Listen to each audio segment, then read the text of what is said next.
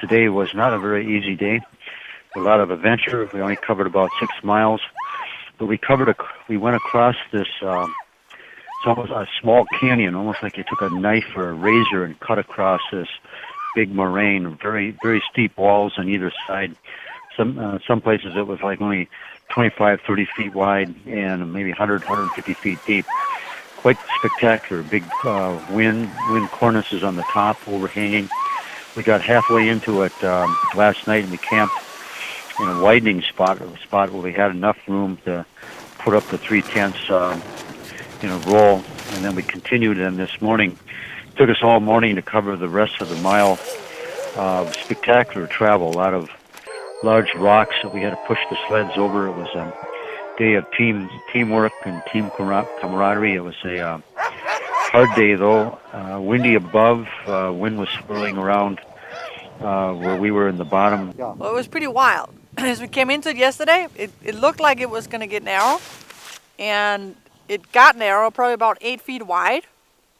And then after that, it widened out. It took us about 2 hours to travel a little over a mile. It was also late in the afternoon, and we made camp in the wider spot.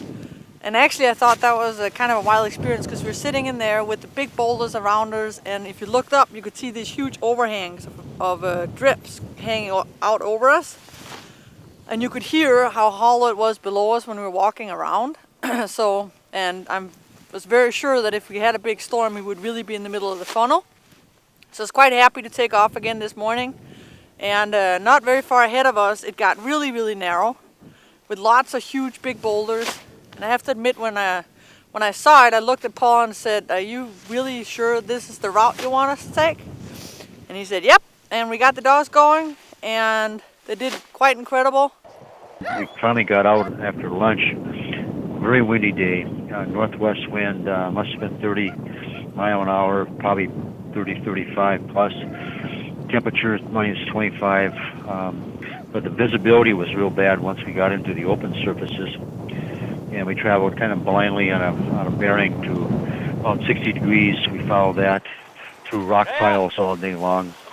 And we had one real steep descent, real kind of a chaotic drop that sleds took. The last sled, Aaron and Eric were on it. They're new at dog sledding as of this expedition, and it was like a rodeo watching them come down. They were really having fun.